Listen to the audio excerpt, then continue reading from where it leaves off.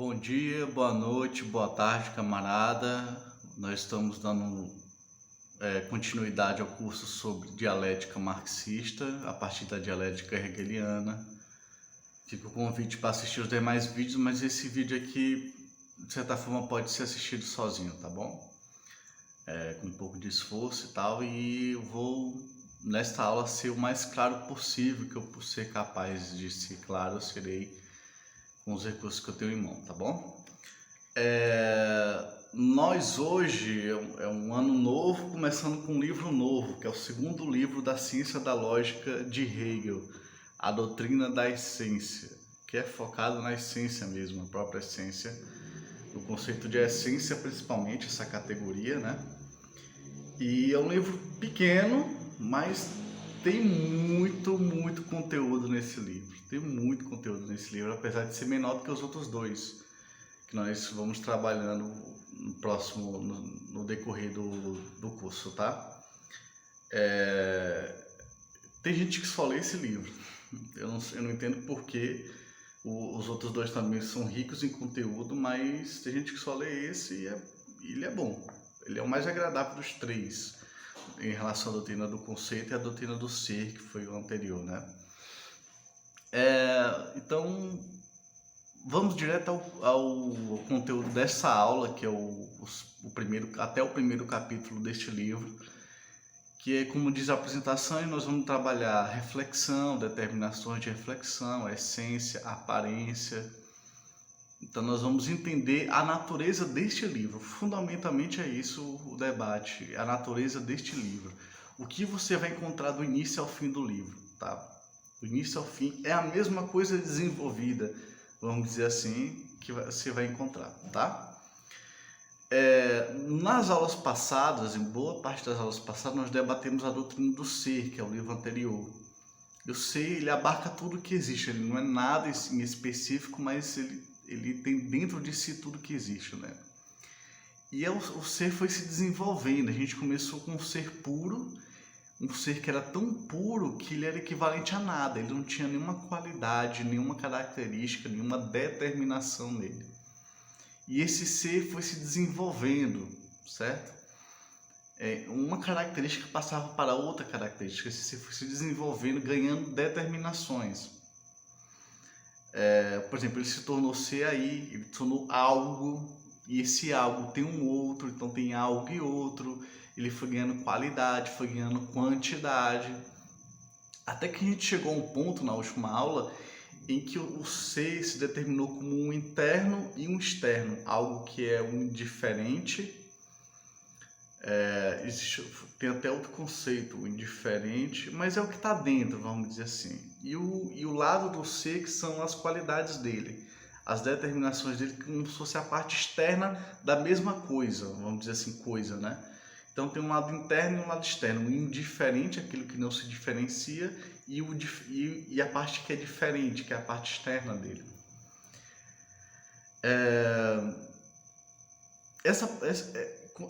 Como a gente chegou nessa parte interna e externa de algo passa, o ser passa a ter uma parte interna e a parte externa. Essa parte interna, que está em alto movimento, um movimento de si mesmo, essa parte interna é a essência. O ser chegou até a essência, o ser passou a ter essência. Essência, a gente já tem a palavra essência, que está é o sumo, né? É o suco daquilo, né? Que está dentro.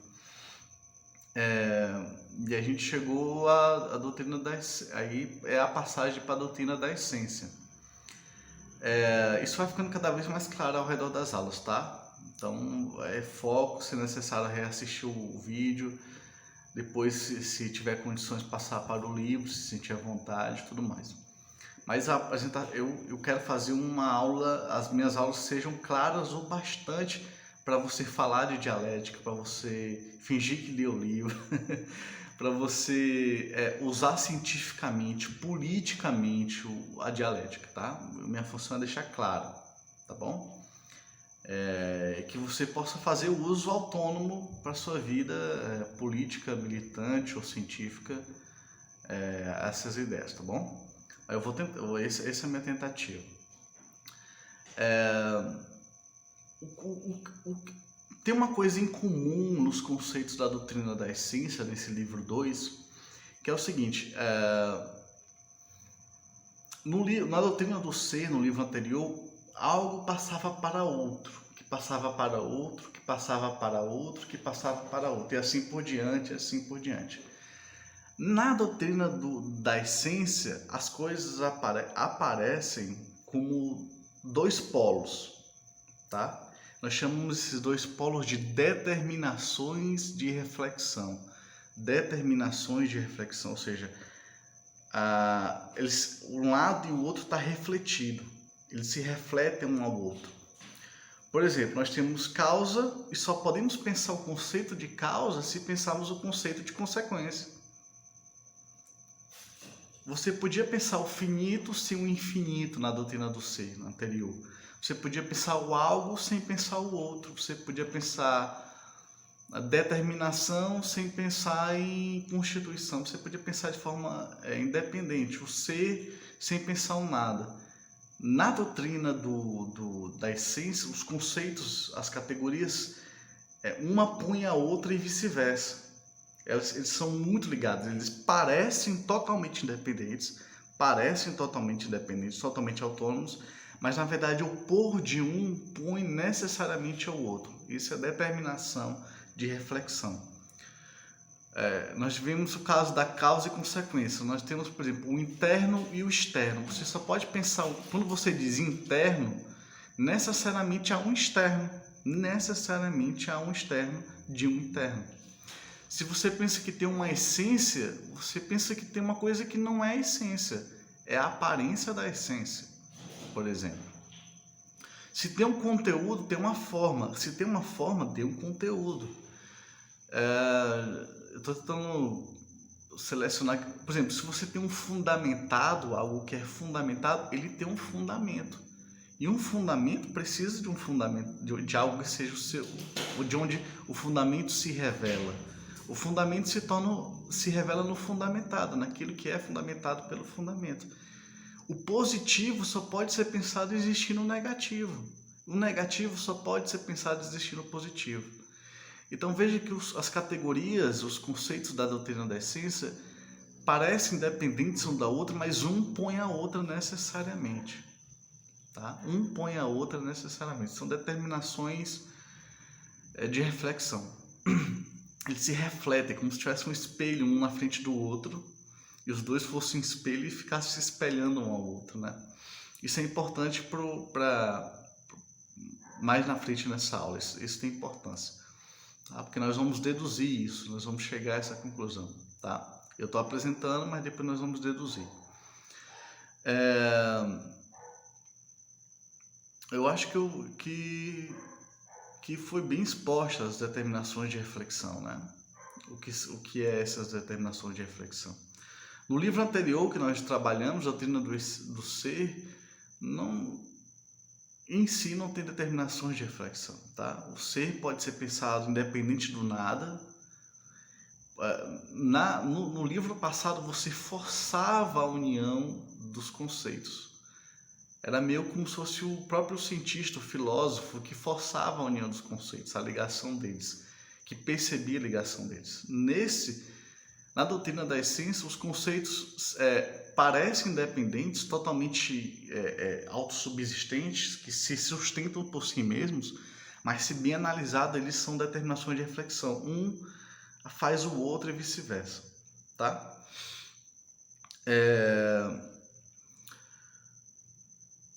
Feito isso, a gente vai para a primeira relação de categorias que Hegel faz, que é a essência, o essencial e o inessencial, tá? O essencial não é a essência propriamente dita, tá, gente? Lembra que tem um ser e o ser vai para dentro de si e tem uma essência dentro do ser. Essa essência que se move a si mesmo tem o ser como seu externo. O essencial não é a essência, o essencial é a essência transformada pela sua relação com o inessencial. O inessencial é como se fosse o ser. O ser existe, né? Aquilo, vamos dizer assim, externo. é o lado externo, vamos dizer assim, e dentro está o essencial, que é a essência transformada nessa relação com seu oposto, com o inessencial. Eu quero fazer a passagem, isso está claro, o inessencial é o ser, é a parte externa, vamos dizer assim, e o essencial é a essência transformada, é a essência nessa relação com o que não é essencial, com seu oposto. O Hegel faz uma passagem para próximas categorias, do essencial e inessencial para essência e aparência. Como é que ele faz isso? Ele diz, a essência, na verdade, é o próprio ser, é o ser completo. É o ser para dentro de si mesmo. A essência é o próprio ser. Então, o inessencial nem sequer existe, propriamente dito. O inessencial nem sequer existe, ou seja, ele avançou. Ele foi de uma relação de categorias para dizer, certo, isso aqui tem uma importância, mas vamos reduzir a importância dele. Vamos rebaixar ele. Agora vamos pensar o próximo, que é mais elevado, tá? Ele vai aprofundando. Que é a relação entre a essência e a aparência. Se a essência é o ser, a aparência não é nada, é nulo. A aparência praticamente não existe. O Hegel fala que a essência tem que aparecer. A essência tem que aparecer. Veja aqui a questão. Eu vou dizer como é que isso em Platão, em Marx, em Hegel, propriamente dito. Eu vou dar exemplos, tá? Mas a essência propriamente não existe. Se a gente pensar a realidade não se divide em aparência e essência. Porque como a gente vê a realidade, a gente vê um pedaço da realidade, um ângulo da realidade. Esse ângulo em si mesmo não existe. O que existe é apenas a essência. A essência aparece ela mesma como aparência. Ela tem que aparecer. Ela não fica guardada no fundo. Ela tem que aparecer. Tá? Então, a aparência é a própria essência que apareceu. Não existe aqui, olha só, não existe aqui a aparência e aqui a essência, tá?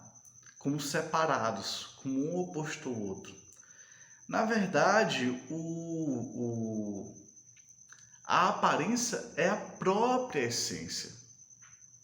A aparência é a própria essência que aparece, tá? Então, existe uma concepção filosófica antes de Hegel em que a aparência está aqui e a aparência esconde a essência, que é outra coisa. Existe a aparência e existe a essência. Hegel diz não. Aí só existe a essência e a essência precisa aparecer. A aparência é a própria versão imediata da essência. Tá? A aparência é a própria essência escondida. A aparência, a essência aparece necessariamente. A aparência não é outra coisa diferente da essência. Isso é a revolução, uma das revoluções do Hegel. Esse capítulo é cheio de revoluções e uma das revoluções do Hegel é esse. A essência e a aparência é nulo, ele nem sequer existe. Ele só é a expressão da essência. Há várias formas da gente pensar aparência e essência para deixar mais claro, tá? Uma delas é que, por exemplo, durante milênios, a teoria dominante na cosmologia era de que a Terra era o centro do universo e ao redor da Terra girava o Sol, girava a Lua gira, né? Mas girava os planetas. Por quê? Porque se via apenas a aparência da realidade. Apenas a aparência da realidade. Como é que meus olhos veem a realidade? Meus olhos veem a aparência, o Sol girando ao redor da Terra. E olha, isso tem finalidade prática. Todo dia nós dizemos, o Sol está se pondo, o Sol está nascendo. Nós regulamos o nosso dia a partir dessa aparência, de que o Sol está se pondo e o Sol está nascendo. Mas nós sabemos a essência da realidade. Nós sabemos que, na verdade, é a Terra que está girando em torno de si mesma e ao redor do Sol.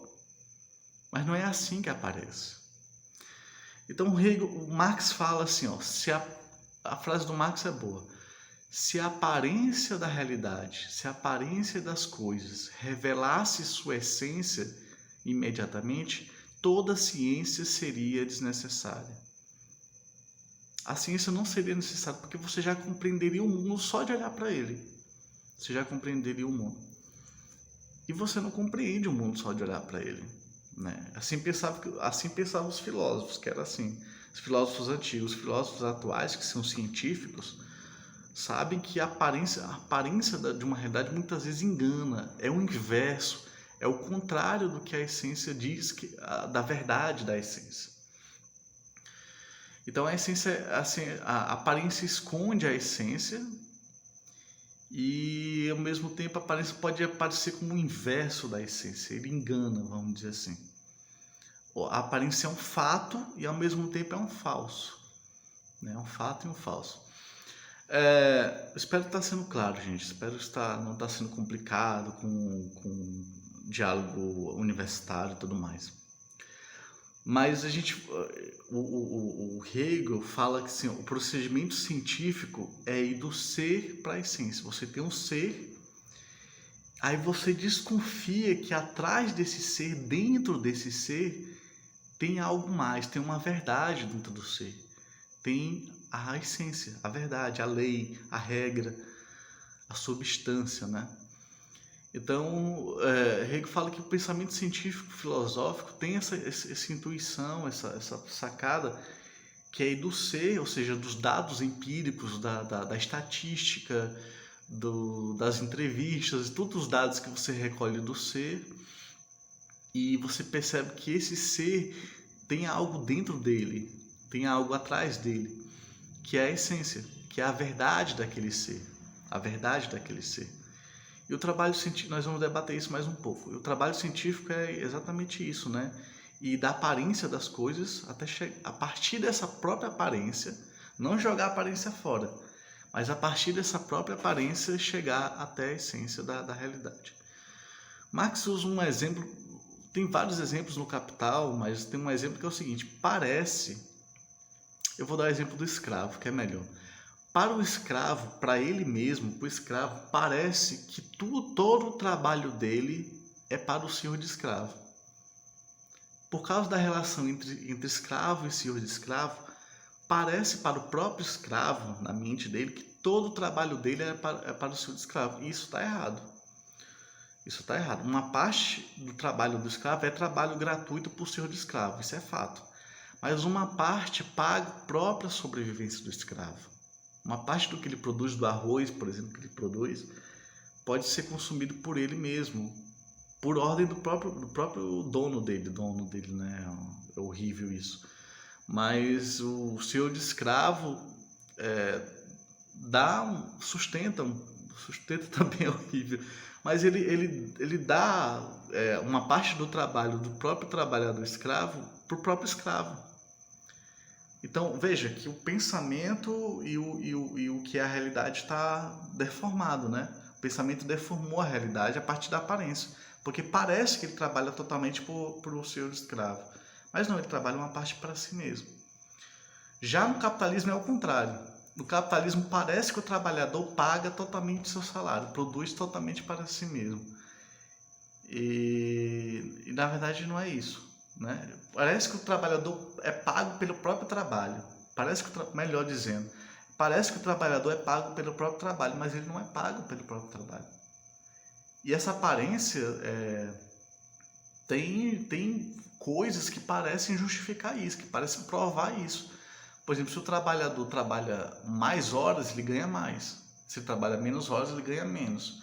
Se um trabalhador é mais qualificado, ele ganha mais. Se o trabalhador é menos qualificado, ele ganha menos. Parece que ele é pago pelo trabalho dele, totalmente. Parece, mas não é isso. Aí vem a mais-valia, né? O mais-valor. O trabalhador trabalha uma parte para pagar o próprio salário, a própria força de trabalho, quanto custa ele trabalhar, assim, a força de trabalho dele, quanto custa ele se recompor no outro dia, ele ter força para trabalhar no outro dia, e uma parte de trabalho gratuito. Uma parte de trabalho de graça, trabalho roubado do patrão sobre o trabalhador. E não aparece como um roubo. É um roubo, mas não aparece como um roubo. Aparece como se o trabalhador fosse pago integralmente pelo seu trabalho. E ele não é. ele produz um valor X, só que ele recebe só metade de X. Ele não recebe o X inteiro. Ele não recebe o tanto que ele produziu, ele recebe só metade. A outra parte vira lucro do patrão, vira mais valor e tal. Só que isso não precisa do trabalho científico para descobrir. Precisa do trabalho científico. Marx descobriu isso, a essência, a verdade, tá? Ficou claro aí? Olha, eu quero retomar rapidamente a questão do essencial e do inessencial, que como a gente viu passa para a essência e a aparência. Nós temos o ser aí. O ser aí pode ser propriedade, pode ser um estado, pode ser o ser aí é o ser propriamente aí, essa coisa, entendeu? O ser aí, qual parte dele é essência e qual parte dele é aparência? Ou qual parte dele é essência e qual parte dele é inessencial? Qual parte é essencial e qual parte é inessencial? É o contrário do inessencial. Qual parte do ser aí, daquela coisa, é inessencial e qual parte é essencial? Não se diz. Aí Hegel resolve dizendo assim, ó, todo ser pertence à essência. O ser se tornou essência. Então, o que é chamado de inessencial, vamos deixar de lado e vamos para a aparência. A essência aparece, e a aparência não é nada, a aparência é nulo. A aparência é a própria essência aparecendo. Não existe uma coisa separada chamada aparência. Tá? Platão, ele tinha uma concepção que era o seguinte: existe dois mundos, na verdade. E Hegel critica essa concepção de Platão, embora ele não cite. Ele está, na verdade, dialogando com Platão, com Kant, com um monte de autores, sem dizer, só resolvendo as polêmicas, os problemas das filosofias anteriores. Que ele diz assim, Platão divide o mundo entre um mundo essencial, o mundo das ideias, e abaixo desse mundo está o mundo sensível. Tá? Então, existem dois mundos, ele duplica o mundo. O mundo das ideias e o mundo sensível. O mundo sensível não tem verdade. É o mundo da aparência, é o mundo do movimento, em que as coisas morrem, perecem. E o mundo ideal não tem movimento. É o mundo da essência, onde as coisas são puras, são perfeitas. Não tem movimento. Preste atenção, não tem movimento. O Hegel diz, a essência se movimenta assim. É o que nós vamos debater no próximo ponto. A essência se movimenta, pensa uma bola de energia se movimenta para dentro de si mesmo, um planeta se movimenta para dentro de si mesmo. A essência se move, a essência é movimento, e esse automovimento faz com que ele apareça, ele se revela, tá?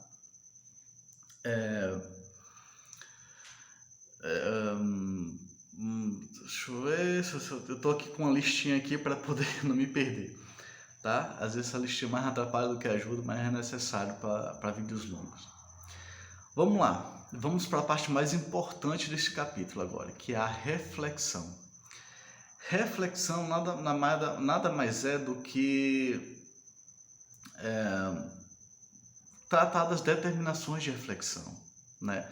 Nós vimos que tem um interno e um externo. Preste atenção, o interno precisa se externalizar, o interno se torna externo. A causa precisa se tornar consequência, aquilo que está na causa se torna consequência. Tá? O fundamento precisa passar para o fundamentado. O conteúdo precisa passar para a forma. Tá? Veja que isso é determinação de reflexão. Você tem um conteúdo e imediatamente você tem o seu oposto. E um conteúdo de fato existe, o outro não bem existe assim. É que nem a essência e a aparência. A essência, ela existe em si mesmo e ela, em seu automovimento ela tem que aparecer. Então a aparência não é algo que existe por si mesmo. A aparência é a essência que aparece. A aparência é a própria essência. A essência aparece, logo a aparência não é nada, ele é nulo. Só existe a essência, vamos dizer assim, tá? Para simplificar, só existe a essência, mas que ela aparece. Então a gente vai para três formas de reflexão. A reflexão posta, a reflexão externa ou a reflexão exterior e reflexão determinada, ou determinação de reflexão. A forma que é deduzir a determinação de reflexão. Nós apresentamos, nós já explicamos, mas vamos deduzir agora, tá? A reflexão posta é que algo põe outro algo. Mas esse outro algo não existe propriamente, tá? É ele mesmo. Para ficar claro, a essência põe a aparência, mas a aparência não é uma outra coisa. A aparência é a própria essência que aparece. A aparência não é outra coisa, a aparência é a própria essência que aparece. Então é uma reflexão posta. O interno se externaliza. Eu vou dar um exemplo aqui. Se eu sou um mau poeta, eu vou escrever más poesias. Se eu sou um bom poeta, eu vou escrever boas poesias. O que eu sou dentro se externaliza. E é a mesma coisa que eu sou dentro, eu sou fora. Entende? Então, é o que está dentro que é o mais importante. Tem uma hierarquia, vamos dizer assim. O que está dentro tem mais importância. Mas o que é essência tem mais importância que a aparência. Mas todos os conceitos da ciência da lógica são dentro e o fora. A essência, aparência, conteúdo, forma, matéria, forma, fundamento, fundamentado. Veja que é sempre dentro e fora, o interno e o externo. Então, quase todos os conceitos, não todos, são assim na doutrina da essência, tá? Se revelam dessa forma, com um dentro e um fora, tá bom? Mas esse fora, esse lado de fora, vamos dizer assim, não é independente. Não é um fora, não é um outro propriamente dito. É a própria coisa interna que se expressa externamente. A própria essência, o caso da essência e da aparência. A essência está na próxima. Eu insisto porque para fixar, tá? Apesar dessas pedagogias bizarras que tem hoje em dia, a repetição é importante para o aprendizado, tá? A repetição é importante para o aprendizado. Vamos lá. Da reflexão posta, veja que a essência pôs uma aparência, mas a aparência é a própria essência, ele foi apenas posta, né? A aparência foi apenas posta. É a reflexão externa. A reflexão externa tem a ver com o trabalho científico mais propriamente dito, de como a gente costuma agir, né? A reflexão externa é o quê? A aparência está aqui e a essência está aqui. Na verdade, a essência vai e volta, ele é isso aqui tudo. A essência é isso aqui tudo, mas ele aparece como se fosse dividido entre essência e aparência. É como se fosse dividido, mas ele não é dividido, mas é como se fosse. A aparência é isso aqui tudo, a essência é isso aqui tudo, mas ele aparece como essência e aparência. Então a reflexão externa é que um é externo ao outro, tá? Um é externo ao outro. Aparentemente externo ao outro, eles não são de fato externos aos outros, tá? Mas se relacionam como um outro, a aparência aqui e a essência aqui. Boa parte do trabalho científico, ele passa da aparência para a essência, né? Ele vai para a aparência, ele vai, por exemplo, para os dados empíricos, e a partir desses dados empíricos ele vai para a essência. A partir do externo ele chega ao interno. A partir da forma ele chega ao conteúdo. A partir do fundamentado ele chega ao fundamento. Percebe que é uma relação inversa do que acontece na realidade? É o fundamento que põe o fundamentado, mas o fundamentado aparece como ponto de partida na reflexão externa. Eu parto cientificamente do fundamentado e não do fundamento. Eu chego até o fundamento, a partir do fundamentado. Então, na reflexão externa há uma inversão nessa separação dos dois. Eu parto da aparência, que é um resultado da essência. Eu parto da aparência para chegar até a essência. Eu parto do resultado e não do começo propriamente dito. Do começo, entre aspas, né? Mas não um movimento temporal. Mas o que é começo, que é a essência, que aparece, na reflexão externa, como eles se separam, formalmente estão separados, você vê que a reflexão externa, você parte da aparência. Você precisa antes chegar aos dados para depois chegar à essência, aos dados empíricos, às estatísticas para depois chegar à essência, certo? Essa reflexão exterior, por exemplo, a aparência de um lado, a essência do outro, você, ao chegar à essência da realidade, ao chegar à essência dos dados empíricos, você percebe que a aparência não é um separado, não é um outro, certo? Ele é um posto pela essência. Isso vale também para as outras categorias, interno, externo, fundamento, fundamentado, mas eu vou focar na essência e aparência, tá? Então a gente chega à determinação de reflexão, mas tem outro sentido, é reflexão determinada, se eu não me engano tem aqui. Eu vou olhar rapidinho. Reflexão determinante, a reflexão determinante.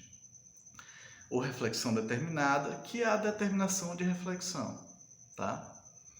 Que é a determinação de reflexão que a gente debateu no início do vídeo, que é você tenha um lado que põe o oposto e o oposto põe esse lado.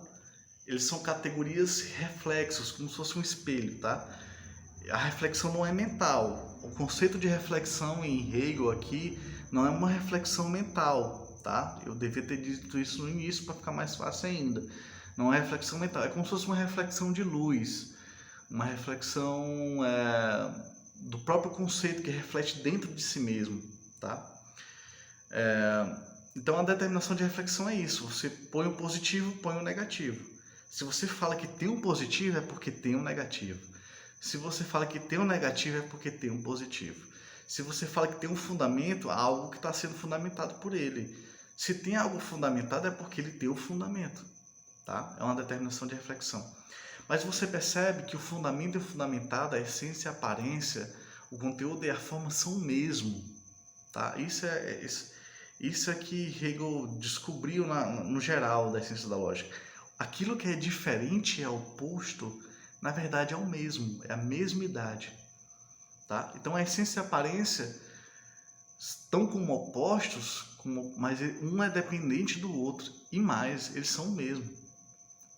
A aparência é a própria essência que aparece, tá? Não é que nem Platão, que tem um mundo da essência e um mundo da aparência separados um do outro, tá? Um mundo do sensível e um mundo das ideias. Não, é uma coisa só. Tá? Uma coisa só.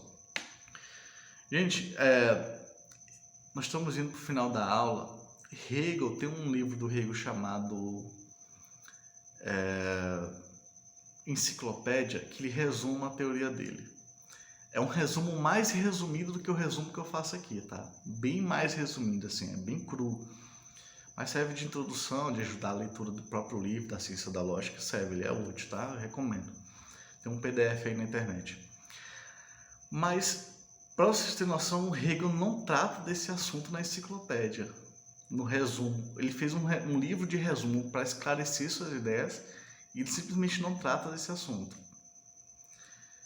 E os comentadores da ciência da lógica simplesmente fogem desse assunto. Tratam de forma lateral, de forma estranha, de forma nebulosa, mas não tratam diretamente desse assunto.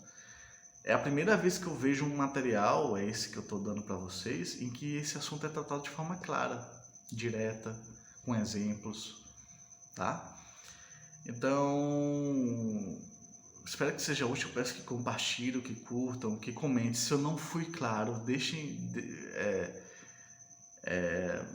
a crítica se eu não fui claro, comente se eu fui claro ou não, se a aula foi didática ou não. O importante é aprender. Então, nós vamos avançar no melhor livro da ciência da lógica, que é a Doutrina da Essência, tá bom? E é nóis. Até mais.